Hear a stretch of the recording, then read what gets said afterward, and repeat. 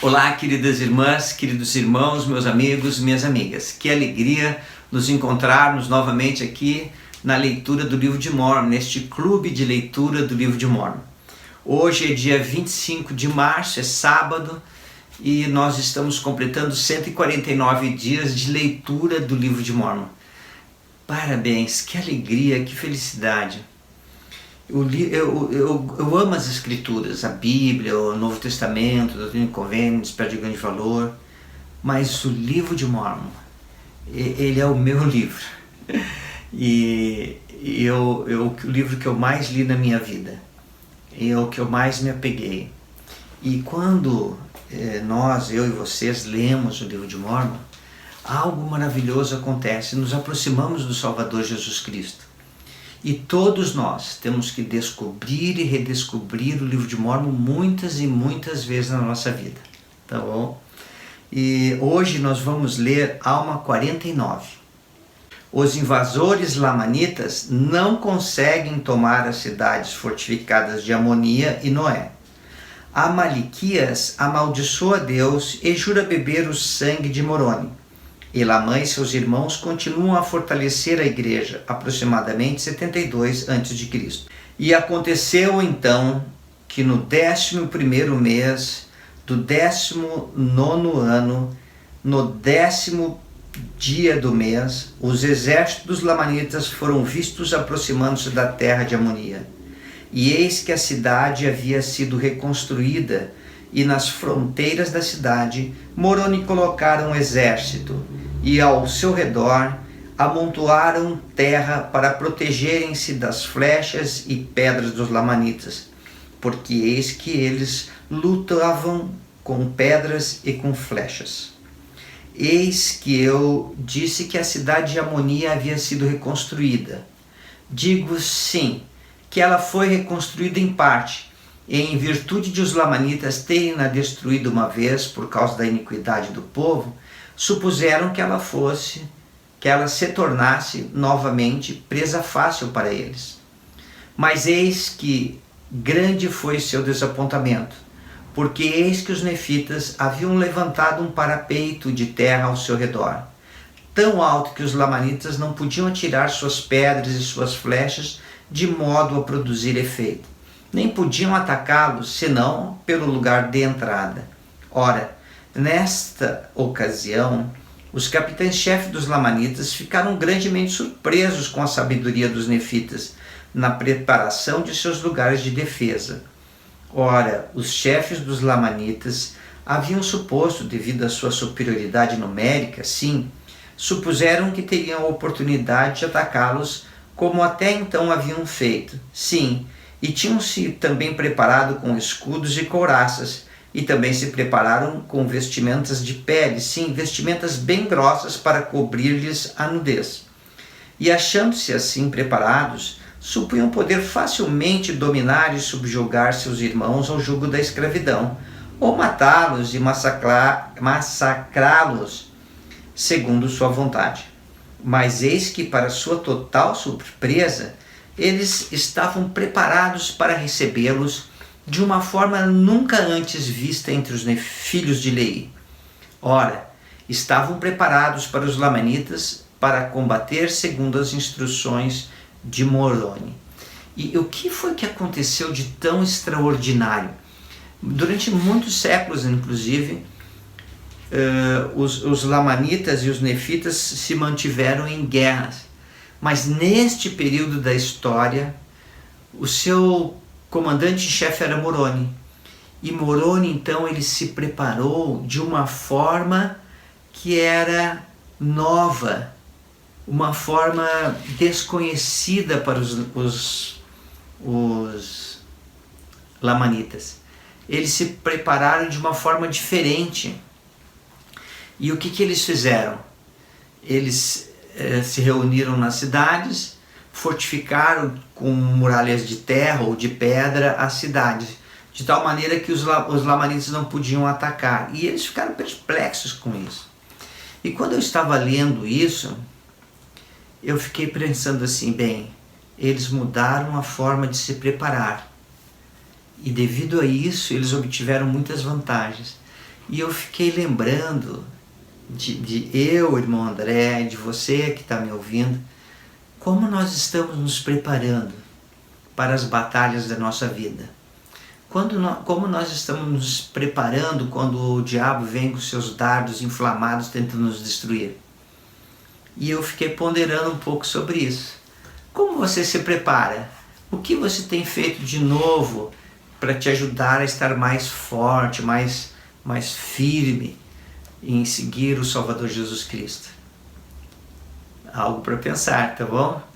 Vamos lá.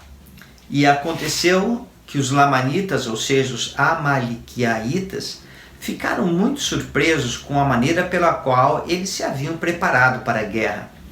Ora, se o rei Amalequias houvesse descido da terra de Nefe à frente de seu exército, talvez tivesse feito com que os lamanitas atacassem os nefitas na cidade de Amonia, porque eis que ele não se importava com o sangue de seu povo. Mas eis que Amalequias não descera pessoalmente para batalhar, e eis que seus capitães-chefes não ousaram atacar os nefitas na cidade de Amonia, porque Moroni havia alterado a tática dos nefitas, de modo que os lamanitas se viram frustrados ante os seus lugares de refúgio e não puderam atacá-los.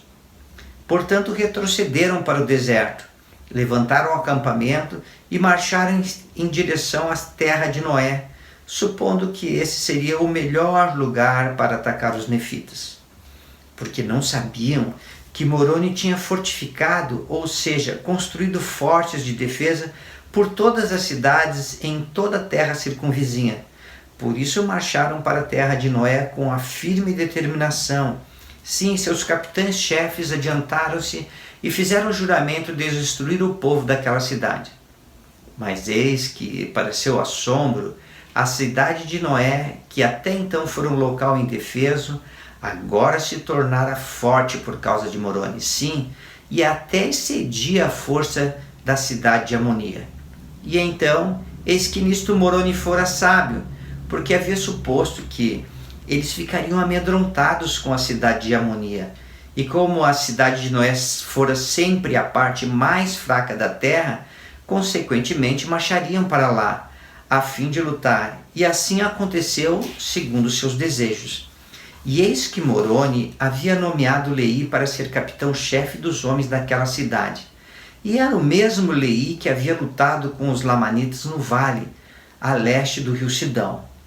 E então, eis que aconteceu que quando descobriram que Leí comandava a cidade, os lamanitas ficaram novamente desapontados, porque o temiam muito. Não obstante, seus capitães-chefes tinham feito o juramento de atacar a cidade.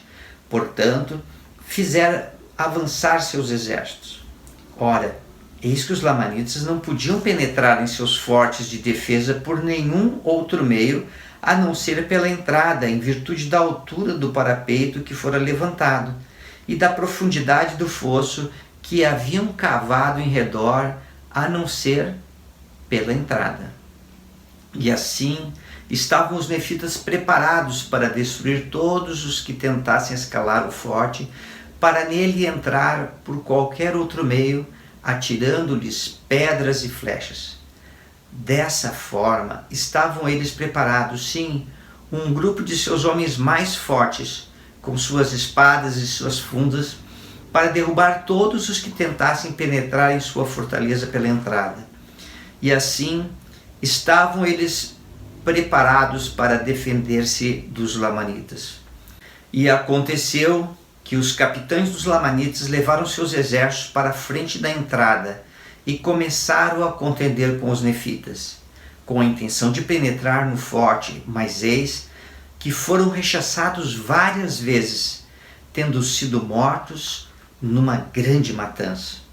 Ora, quando descobriram que não poderiam dominar os nefitas pela entrada, principiaram a cavar o parapeito de terra, a fim de conseguirem passagem para seus exércitos e poderem lutar em condições de igualdade. Mas eis que, nessas tentativas, foram varridos pelas pedras e flechas que lhes eram atiradas, e em vez de encherem os fossos com a terra derrubada do parapeito, encheram-nos em parte com seus mortos e feridos. Assim os nefitas tinham poder total sobre seus inimigos. E assim os lamanitas tentaram destruir os nefitas até que todos os seus capitães-chefes foram mortos. Sim, e mais de 1000 lamanitas foram mortos, enquanto no outro lado nenhum só nefita foi morto. Ficaram feridos cerca de 50 homens, os quais haviam sido expostos às flechas dos lamanitas através da passagem, mas estavam protegidos por seus escudos e suas couraças e seus capacetes, de modo que seus ferimentos, muitos dos quais eram graves, eram nas pernas. E aconteceu que, quando viram que seus capitães-chefes estavam todos mortos, os lamanitas fugiram para o deserto. E aconteceu que voltaram à terra de Nefe, a fim de informar ao rei Amaliquias, que era nefita por nascimento, de suas grandes perdas. E aconteceu que ele ficou muito zangado com seu povo, porque não conseguira seu intento de dominar os nefitas. Ele não os sujeitara ao jugo do cativeiro. Sim, ele ficou muito irado e amaldiçoou a Deus, bem como a Moroni, fazendo juramento de que lhe beberia o sangue. E isto porque Moroni cumprira os mandamentos de Deus nos preparativos para proteger seu povo. E aconteceu que, por outro lado, o povo de Nefe agradeceu ao Senhor seu Deus por haver-lhes demonstrado seu incomparável poder ao livrá-los das mãos de seus inimigos. E assim terminou o 19º ano em que os juízes governaram o povo de Nefe. Sim, e houve paz contínua entre eles, bem como grande prosperidade na igreja, em virtude da atenção e diligência para com as palavras de Deus que lhes era pregado por Elamã e Siblom e Corianto, e Amon e seus irmãos, sim, e por todos os que haviam sido ordenados segundo a santa ordem de Deus, sendo batizados para o arrependimento e enviados para pregar ao povo. E assim terminamos mais um capítulo do livro de Mórmon. E alguns pensamentos bem importantes. Primeiro, eles fizeram novas formas para se preparar. O que talvez eu e você possamos fazer de novo, que talvez nós não estejamos fazendo. Bem, tem coisas que estamos fazendo, como ler o livro de Mórmon. E isso é muito bom, vamos continuar. Outra coisa que poderia ser feita, talvez ter a meta de todos os domingos ir na igreja e participar do sacramento e renovar os convênios. Talvez a meta de ir ao templo e frequentar mais o templo. Emitir um nome, né? um cartão com seus ancestrais e levar ao templo. Bem, pense em alguma coisa que você possa fazer, ou algo que você está fazendo que você possa pensar, não, eu vou continuar porque isso tem resultado. Sugiro uma coisa, continue constante na leitura do livro de Mórmon, tá bom?